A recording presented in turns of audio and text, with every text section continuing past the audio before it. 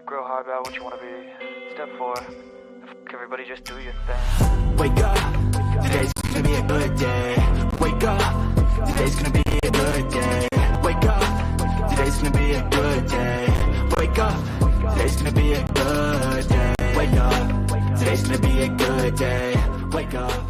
Welcome to Tales from the Field. My name is Bradley Ball, and it is so good to have you with us. We are back and better than ever. Last week, we had Paloma Garcia on the show. She's a senior support engineer for the Azure SQL PaaS and Solutions team.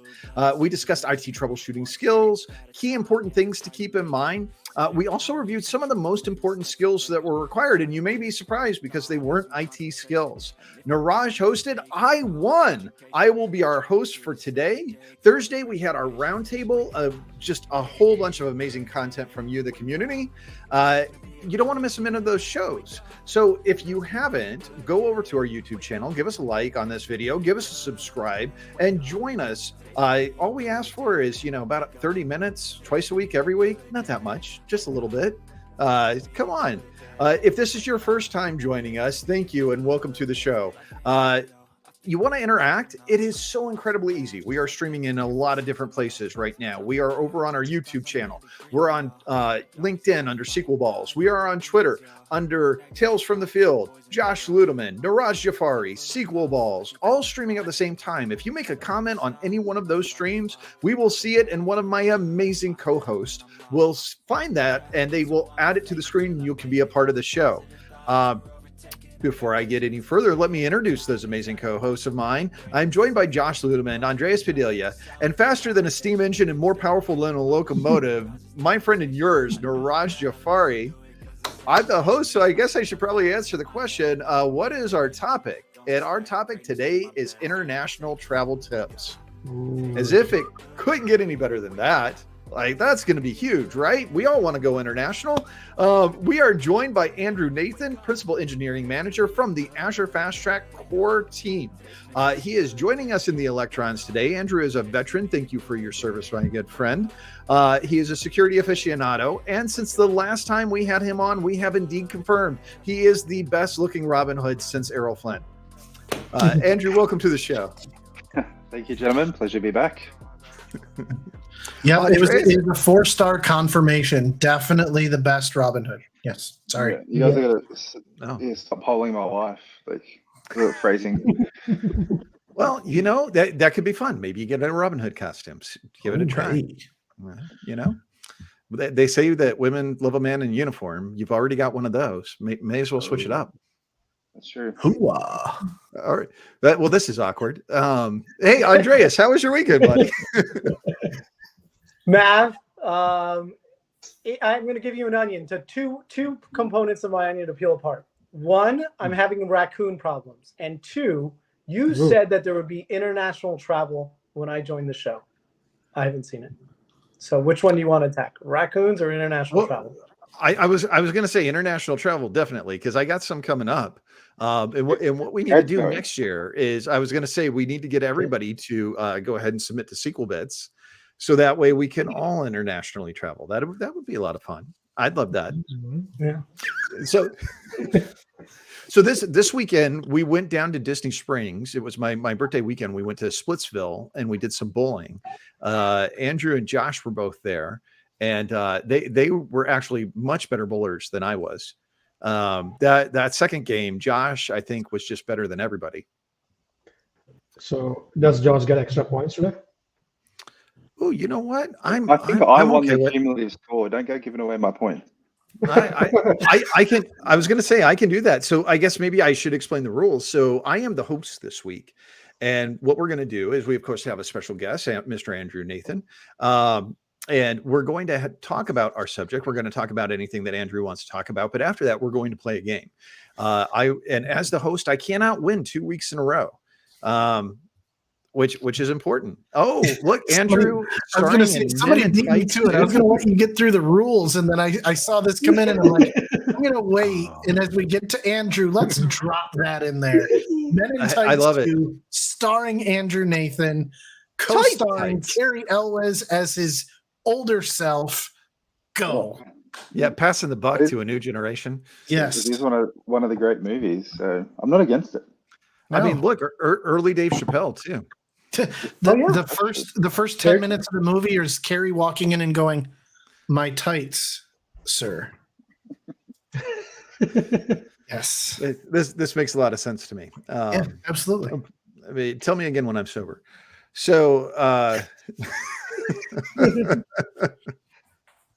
as the host, I give out points. Andrew can also give out points. Nobody is disqualified. We have a moratorium on that. You're all lucky because I was the one that just whacked everybody last time around, except for Josh. Josh is the only one who hasn't been disqualified. I'm just putting that out there. Should we ever bring disqualifications back? He was the one that got away. But again, them back. You were the one who got persecuted constantly with them, and it felt so right. I know, which is why I think it's better off that we just don't have the disqualification. So we can award points. What we will do is Josh and Andreas and Niraj will eventually talk about our subject, international travel tips. And the person with the best tips will get the most points. They will win. They will be the host of the show next week, the Tuesday show. So I guess on that note, Andrew, you're a busy man, and I know that you've got some things to talk about. You've got a team. You're doing a lot with security. I want to hear all about that, but I also want to set the stage a little bit. So you were born in Australia. You traveled the world as a veteran of the military, but also as a Microsoft PFE. With that in mind, we have the SQLBits conference coming up. It's going to be over in Wales in March. I'm speaking there with Patrick LeBlanc, and we're talking on the greatest Azure service you probably never heard of. I can't tell you what that is. I don't want to spoil it for the presentation. You got to be in the room to be able to find out what it is. It's not my first trip to England. It is my first trip to Wales, though.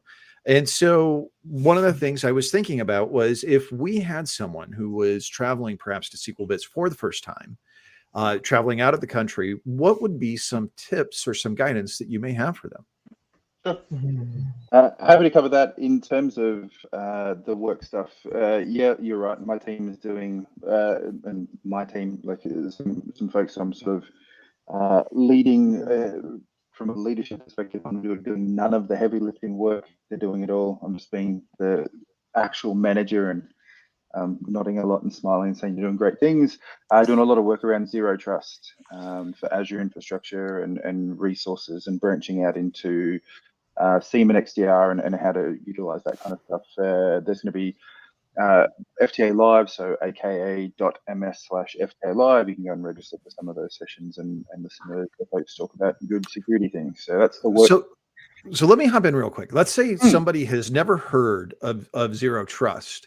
Yes. Talk to us a little bit. What is Zero Trust? So Zero Trust, in a nutshell, is assume, breach, and verify explicitly. So at every level, assuming that there is, like I said, assume the breach. So verify the identity at every level of every access of every resource. In a nutshell, the elevator pitch. So it's not trusting anything, verifying everything before anybody gets access to anything. And it is I want to say flavor of the day. That's probably not the right terminology for it. It was a mandate from the US federal government that and all the federal entities need to take it up. And I think that's pretty quickly going to span the globe in terms of anyone that wants to interact with US entities is going to have to meet those kind of standards. So it's worth starting the journey, for lack of a better term. And I guess that's the key word, though. It's always going to be a journey. You add something else, add something new to your system, new database, new application, your assessment process and the verification for Zero Trust is it's going to keep going. So it's about a practice, really. There's no stop gap. There's no single tool that you can deploy that will make you Zero Trust. It's going to have to be changing everything that you do. Hence our effort to help people. Yeah, exactly. So you have to assume that someone will access your system. And so part of that exercise, and it's a beautiful thought exercise, is, okay, we've got this app, we've got this database. Where are our vulnerabilities? But someone has made it in no matter what. Now that they're on the inside, what access do they have? How are we protecting things? And that really should help shape our behavior. The world is never going to get less secure. Nope. Exactly. No. We'd like And to as think we always so. say, people are always the weakest link. So there's always going to be somebody out there that's clicking on something they shouldn't be, opening emails they shouldn't be. So always double down on that stuff. But enough of the security world, according to Andrew, I guess.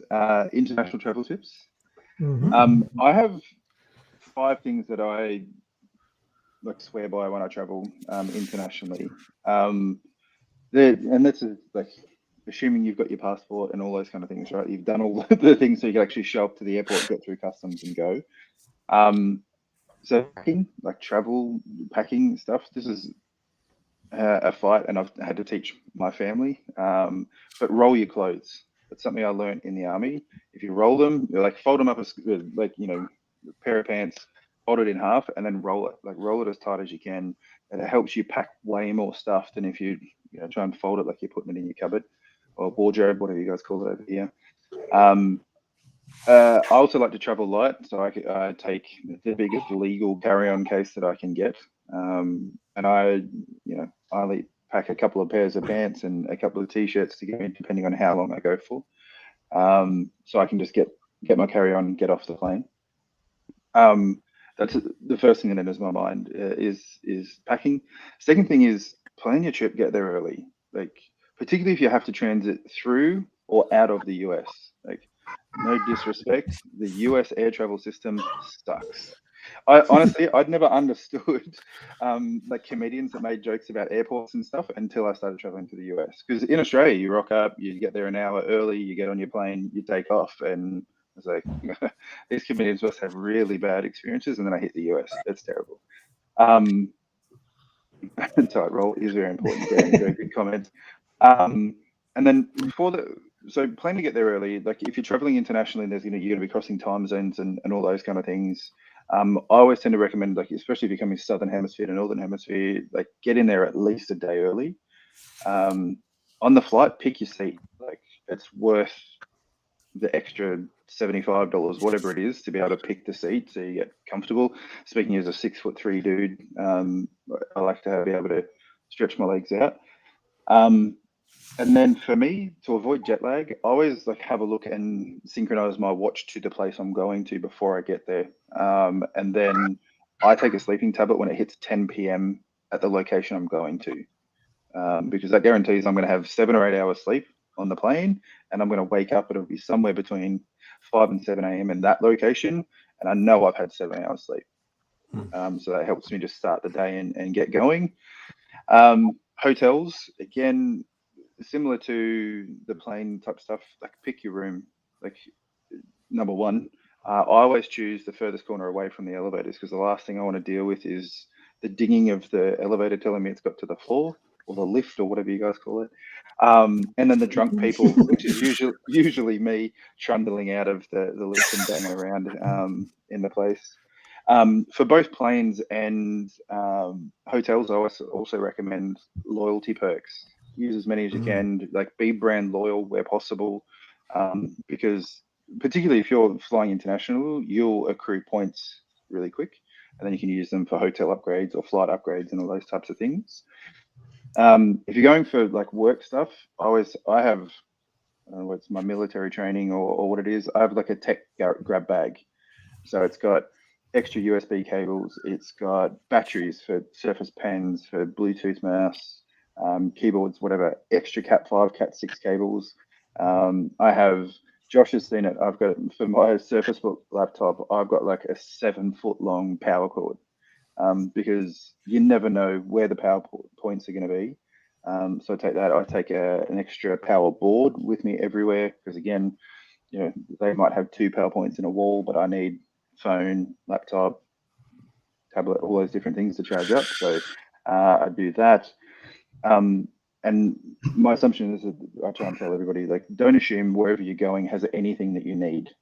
Like, take the things that you think you'll need from a technology perspective anyway, because it's going to save you a ton of money and a ton of hassle. Like trying to get around a city you don't know to try and find some random plug for a laptop or a power board or something, just take it. And that way, you've got sorted yourself out. And the second thing is, fifth thing is, sorry, second thing, learn how to count in Australia. Don't use the minibar. Like, it'll be tempting and it's easy, it's convenient. Yeah.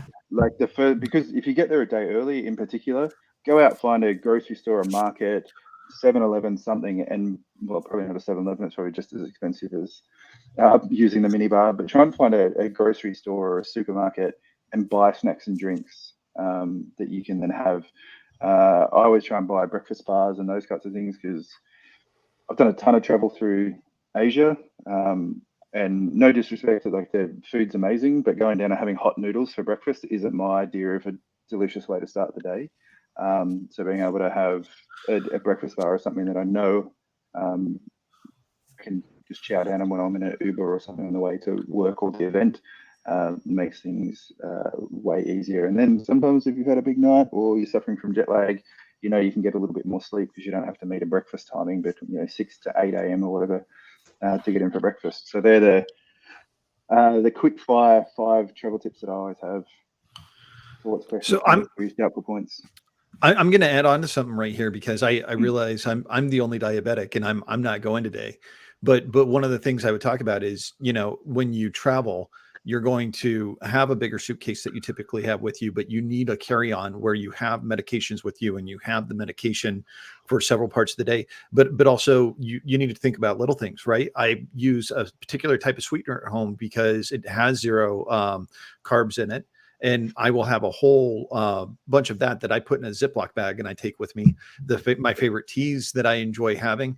Now, granted, they typically have really good teas in London, so that's not something for me to miss too much. But sometimes you want the comforts from home, and some of the key things, like when you talked about breakfast bars, I never know, especially when I go to a conference or a hotel, what the food to eat may be from a situational point of view. And so I know in the US, which Atkins protein bars or other types of protein bars I can have for a snack, but also something that may have sugar content, because if your blood sugar gets too low, you need to be able to jumpstart it and be able to get it back up. And so I may have a candy bar too that I travel with just as my go item. And then Dan, I would love to grab breakfast since it was usually early morning when landing in Europe from the US. Help me cut the jet lag and feel a bit better.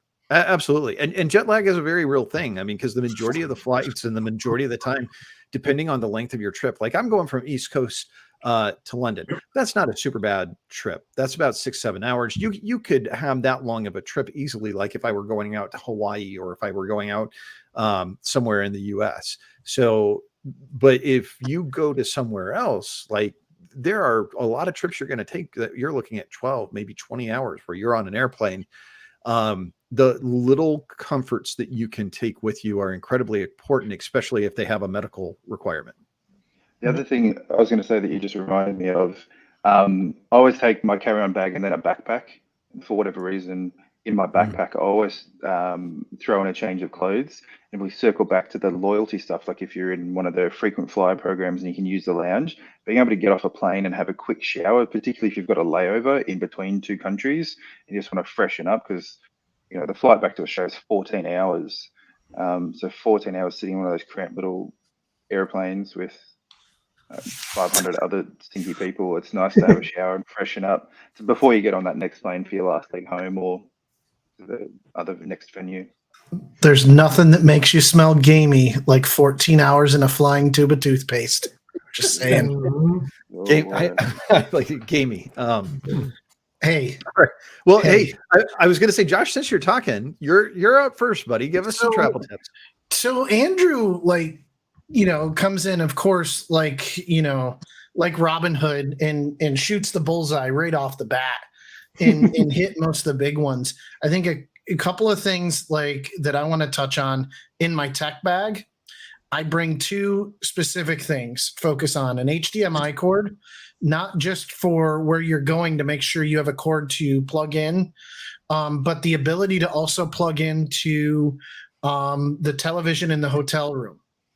Because not all of them are smart televisions, things like that, so that you can get, again, some of your home comforts, some of your shows are dropping. You want to catch your show in the room in the evening when you're relaxing. I love that one. I've also been caught in a couple different trips where I've been either snowed or iced into the hotel. It was very nice to have that because then I turned the hotel room into my office to get some things done. That was an easy extra monitor in the room. Worked out perfectly. The other thing I bring that's multi-use is, and I don't have it handy out here right now to show it, but it's a Bluetooth and USB speaker that plugs into my machine and creates like a speakerphone. I don't even know where it's at. What the heck I did with it? It's probably in my travel bag actually. But I use that not only to be able to have a group phone call on the fly. Maybe if you're meeting with a customer and stuff like that, and you want to turn it into like a group phone call. But since mine's Bluetooth as well, it doubles as a Bluetooth speaker in the room so that if I don't want the television on, want to work, have a little music, it's got good audio quality, and is just an easy Bluetooth speaker I can pull out and use. So, I really focus on trying to find things and bring things and use them in a multifunctional way. That's really my big thing, so that you can pack more without packing more, so to speak. One of my friends recently shared that he always takes now. He's got a travel Chromecast that he takes with him, so he can bring things up to the TV too. Oh yeah, I've done that before too. I was going to say, sorry, I see a note that Niraj traveled or typed to me, which I was just asking Josh, Yeah, like, maximum where did you travel from the international side? No, what was it? So, which country did you travel as an international? Like, So my international travel is very diverse. I've driven across the border to Canada before. That's about it. I've not been blessed with the business opportunities to travel outside of obviously going to Canada. I had some really interesting customers up there. And one customer that wanted me to come to Mexico, and I looked at where in Mexico they wanted me to go and said, and made sure to find a hotel they could come to see me at. And to be fair, Niraj wants me to deduct points because you've only been to Canada, and that would normally be the case if it were not for the fact that Josh helped me in a situation that I was in Canada, which is a great story that I don't know that we have time for today. We don't have time for it, but we need to make this needs to be like a Tales from the Field short that just drops randomly, is us going through that story. Yeah, let's just say that Montreal is not Toronto, and it takes a long time to Uber. And they are not close. They are not close. They are not close. They are 8 hours apart. Yes, and Ubering from one to the other is very expensive. Ooh, yep. So anyway, I think that sums that up. So I can't give you the deduction because Josh had been to Montreal and to Toronto, and when I accidentally went to the wrong city, he was the one who went, nah, bro, you gotta go down there. So I'm not going to deduct points for only having been to Canada. However, there is one thing that I'm hoping somebody mentions that nobody has mentioned yet, that is going to get a super bonus. So I'm going to cap you at 150. That's really solid. You got 50 for the early contribution that you had, 100 for the monitor. I don't care about the speaker as much as you do, but I think that is important for people to understand the comforts of home. It's really important to take those things with you. And you're absolutely right. You don't know that it's going to be a smart TV. And I have used that monitor within the hotel room multiple times to be able to be a second monitor to broadcast a presentation, click through it, and not have to sit there and squint or pop on my glasses to look at my laptop. So yeah, really anything dual use like those two things, I love that. If you can pack one thing and have multiple uses and different facets, go for it. Those are the optimal things to do for me. All right, Andreas, you're up next. Okay, lots to unpack here. So first, Josh, is like the Doug Heffernan of travel. Doug Heffernan doesn't leave the U.S. You guys ever watched The King and Queens? Take your shoes off on the plane. Totally cool. anytime you want. Nah. No, Yeah. negative 5,000 points. No. Taking your shoes You off on should the not. plane. It's not. Okay, You should not. negative 5,000. And You the are only in way the to hole, get my back friend. those Might have to have a 5,000 shower. points is if you say that after you take your shoes off, you then put your feet on the armrest of the row in front of you. Then I will give it back to you, because then at that point you're surviving the flight by pure just antagonism of the people in front of you and torture. That's Hey, so. you know, yeah, I mean, yeah. Honey Badger don't care. That's what I'm saying. Honey Badger don't care. Next thing, I always carry my own pillowcase. I don't like the pillows, and I always carry one, and I'll use that at any hotel I go to, even if it's fancy. 2 shots of tequila will cure any stomach problem, in my opinion. If you start coming down with something, 2 shots of tequila, it'll set you right. I always carry life handy wipes advice on the 2 shots of tequila. Yeah. So Dan agrees. No, folks. Keep your shoes on when flying, and he is a former flight attendant. So I'm going to go with Dan on that. Dan, you're not even playing, but you get 500 points for putting that into Andreas. Toilet Wait, roll, so toilet roll he's or not handy even here wipes and he in your beat me. backpack. Yeah, toilet roll or handy wipes in your backpack at all times. They'll save you. The next one is my wife and I, when we travel with the kids, I jump on the plane first. I load all our stuff into the overhead, get our seats adjusted. She comes on very last with the 2 kids, with the 5-year-old and the 2. It saves time, less time for the kids to be on the plane. Always do that. And then when we get off, they get off first, and then I come, rolling hot with all our gear. And then the last one, and this is the golden rule, and this is a golden rule passed down by my dad. He says, don't ruin the vacation on the first day. Most people are always running hot on the first day. They're ready to do everything, eat anything, jump into anything, do anything, swim anywhere. Most people tend to ruin the vacation on the first day. They jump into a river. They break their leg. They do everything. They eat the wrong food. Let yourself get slowly into the vacation. Ruin it on the 3rd day. That's the golden rule. So I'm going to for talking about this, and right, sometimes we think we shouldn't talk about these things, but it's always important. You should always be a gentleman. You should always look and help your family. You shouldn't be in it for yourself. So that is a redemption thing. I'm going to give you positive 5,000 points for that, so you're up to 0. Don't ruin it on the first day. That's good advice. That is good, sound advice. I'm going to give you 100 points for that. Josh, I did level you up to 505 points though, because of the assistance that you gave me in Canada. So you are officially beating Dan. 5 points. Yeah. By 5. But yeah, by 5. But hey, it's still the lead, but nobody has talked about the thing. And I am shocked that nobody has talked about the thing that I've been waiting for. So Niraj, Well, has I'm Dan coming to talked you. about it? Yep. Go ahead. Has Henry. Dan a digital copy of his passport and his license? Not that they're valid, but it helps if it's going to help the conversation. Well, Yeah. and our good friend Karen Lopez also talked about this. Don't just do a digital, because digital can be faked. Do a scan copier, do a printout. And I'll be honest, one of the things I do, just because you don't know what the regulations are, I'll do that. I put it in a manila envelope, and I put that in the back of my backpack that I keep on me at all times with my Technology Go stuff, because that's like key critical stuff. It's not that it necessarily gets accepted, but if you go to an embassy and you have that, the paper version of that looks like a copier is going to help you, and the digital version as well. But the airlines will not take the digital version because it could be faked easier. That was a piece of advice Karen gave us, which was very interesting.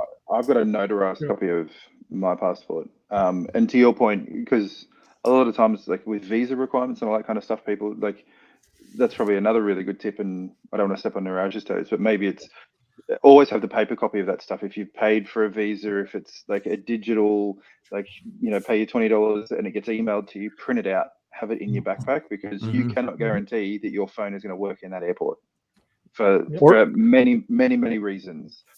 So if you've got it in a little Ziploc bag, manila folder, whatever it is, in the back of your backpack, when you get to customs, when you get to the airport, and or you get to your hotel and they're like, we need proof of X, you just, here it is. Yep. Agreed. Absolutely. And Dan also loved the pillowcase idea, Andreas. I'm not going to lie. That's a good one. I'll give you another 25 points. So I think you're at 125 right now. Beautiful. Is I'll the take it. pillowcase to go over your feet? I missed that one. All right, I'm gonna Niraj, do a follow-up to bring that, Josh. bring it home, buddy. All right. So I was just, while you brought up the topic, I was just checking it out. I have traveled more international than a local domestic states in US. So I was just counting how many countries I have visited out, and a couple of tips definitely. I like whatever Andrew said. I mean, all of the tips really make sense. Yes, always have a scanned copy of your thing, not a digital copy. They would not accept the copies. You have to have a true copy or a notarized copy for the visas and all of them. Most of the airports need it. Make sure your passports are not expiring. You have the visa or whatever the requirement is there.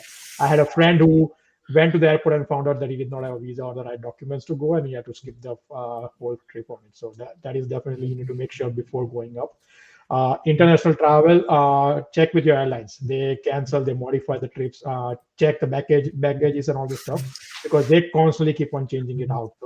So that is something that you need to make sure that you always follow it correctly. One other thing that while you are on the airport on a different country, make sure you have your valuables together. When you exchange money, do not do it to a local person or something. Go to a bank or something to do a change. People watch you up right away. So any taxis or any Ubers you are taking it out, make sure you do it for official thing. Don't do it to people watch you. I mean, people do watch you up, and you get robbed in most of the countries out there. While you are traveling, make sure, pillowcase definitely I would agree, but also travel with and all the gadgets all you got. But every country has a different connection thing, so you need to make sure that you have the right pins to it. If you buy it, if you don't have it, buy it. Amazon is very cheap, like $20, where you can change it out. One thing is, like, if you are traveling with your family, when you have hair dryers or hair straighteners for your wives and all of them, make sure you buy the right one of it, because it will blow up the whole thing. I had my wife blowing up this year in Paris. We just blew up the whole hair straightener because the correct thing was not in the thing. So that is something that you will spoil your vacation. Make sure credit cards, they do not have foreign currency or foreign fees.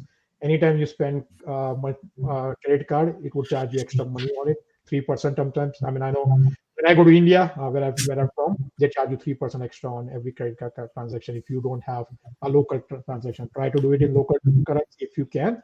If not, make sure that you check it with your credit card that they are scanned with. One other thing that I would say, credit card, keep alerts on. I mean, you never know if somebody is robbing you up, because internationally you don't know what you charge it off. So keep your alerts on. And the last thing that I would say, definitely that do not start posting pictures. I mean, one thing, people do follow you up. So I have a friend who got into trouble because he started posting pictures, and then he got into, I mean, I don't want to go into that detail, but yeah, he gets into the trouble for it. So if you're traveling international, you might get into trouble if you're in an unsafe country. So get this guy a job at Orbitz, man. Good stuff. Yeah, and Dan brings up a great point. Do some research. When it comes to travel, understanding the visa requirements also helps you understand a little bit about the culture that you're traveling to. Mm-hmm. We all have the internet here at home. Look up and make sure that you understand where you're traveling. Those are a lot of great points. You know, I was actually listening to the Armchair Anonymous today, and one of the things that happened was they were talking about worst experience that people had on their honeymoons, and it was someone who in Israel needed to pay a tour guide. The bank ATM was out, and instead of going to another bank, a local shopkeeper had said, "Oh, hey, I can pull money out for you." And apparently this place is a well-known scam place. They end up losing $1,000 because once they had their card details, they just did that transfer multiple times for different amounts. And it's apparently well known, and many people have been scammed by that place. So that's another good advice. But Niraj, the one that really got me, that I was waiting for anybody to bring up, I'm going to give you, 125 points for everything that you said so far. You get 1,000,000 points for being the only person that talked about electric conversion plugs. Because here's the thing, going to Europe, going to England, the plugs are different. And I would assume this is probably also true for other countries as well. They are not the standard US based plugs. It's only like $10-20 to be able to get a pack of 4 or 5 of them. And I would also recommend traveling with a surge a little power strip, because you plug into one of those plugs and now you've got a whole lot of stuff that you can run off your room as far as recharging your watch, your phone, your Our iPad, esteemed your guest computer. did say that. Our esteemed guest did say that. did. He did not call it a power strip. He called it, what did you call it? A board. Power Yeah. board. Power board. I actually and that's from I should have probably been a little bit clearer, because Niraj does have a great point. But my power board or power strip, actually the plug changes. It's not so it's still Jess still uses it upstairs. It's got Australian plugs on it, but I change the end for whatever country I go to. So it's been to the Middle East with me and all sorts of places.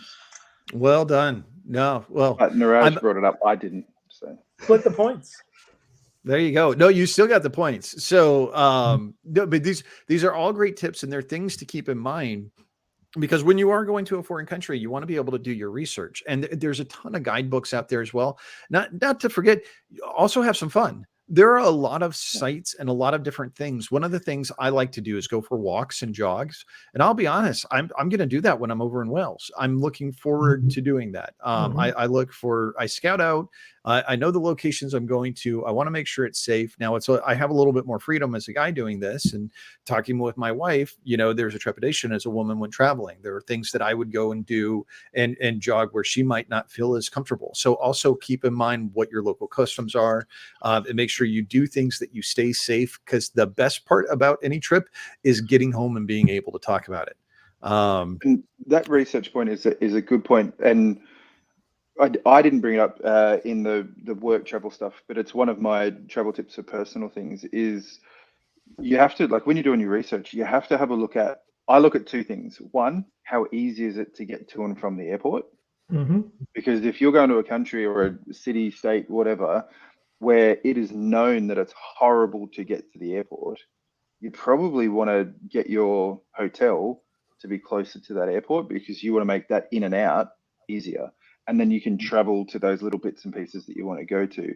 Or if you know that that's not too bad, and the place that you want to visit, like the thing you're going there for, is far away, obviously, then you're going to make the decision to stay a little bit closer to that. But that's the one thing that I always, for personal travel, every travel blog, whether it's Expedia, whether it's whatever, Yelps and things like that, is like, how easy is it to get in and out of the airport? Yeah. No, agreed. Absolutely. You want to make sure you understand your entrance and your exit plan. Dan makes a great point. Did anyone mention cell service first time I traveled to Canada? I assumed I would have it. I did not. That's a great point, Dan. When I traveled to Canada, now, luckily I was on a provider that just so happened to have service in Canada. But when I went there, it shocked me, because my signal was great in the US, and I was on, not as great of a provider when I was up there in Canada. And I was very shocked at the level of cell phone difference. If you're going to a foreign country, you should check and see what your plan is. I actually, because my family's on a plan, and my mother-in-law is Guatemalan. She has family that she calls sometimes that are not in the US. We have an international calling plan as part of our regular phone subscription. That also covers me in Canada. That also covers me if I go to Europe. And so you want to make sure you understand those packages. But in the past, when she wasn't on our phone plan, I could add that plan specifically for when I was going to be there. And I could also call and cancel it the second I got back. So that way I had more favorable rates. And you want to keep in mind, data is not unlimited over there, where it might be in the US. The rates may be very different. And so you also want to understand that. That's a great point. Because when you get there, that phone, until you get to a hotel and you have Wi-Fi, that phone is your lifeline to technology. And it's very important that you have a signal. There's a lot of great stuff, guys. I was going to say the other way, like coming here to the US, everywhere has Wi-Fi. Like you go to the mall, they've got free Wi-Fi. You go to Home Depot. I was going to say Depot, but you guys wouldn't know what that was. They have free Wi-Fi. Like it's easy to. Do you get your power board at Home Depot? Yeah. Okay. And it's easy to like use free services to connect, and assume you've got a VPN on your phone and all that stuff, security first. But not like if you go to Australia, like you're shit out of luck. Like nowhere has free Wi-Fi. Same in India. They don't have Wi-Fi. Yeah. So like, don't bank on like, oh, I'll just go to the mall and I'll be able to sign up or whatever. Even half the hotels in Australia, unless you like pay for $5 a day or $15 a day or something like that, there is no free Wi-Fi. Like, you can connect to it, but it won't do anything for you. So that's a good point as well to think about. So I'm going to tally up the points, but clearly Niraj has won. And Niraj, congratulations! You will be our host next Monday. If you were tuning in expecting the Elfster show, obviously this is not it. We were discussing international travel tips. We unfortunately had some colleagues whose schedule could not allow them to be here, and it's key and important that all of us are together when we do that show. So what we have done is we have moved that show to February the 21st. That's when we will be doing our Elfster show now. Niraj is the winner. He will be the host next week.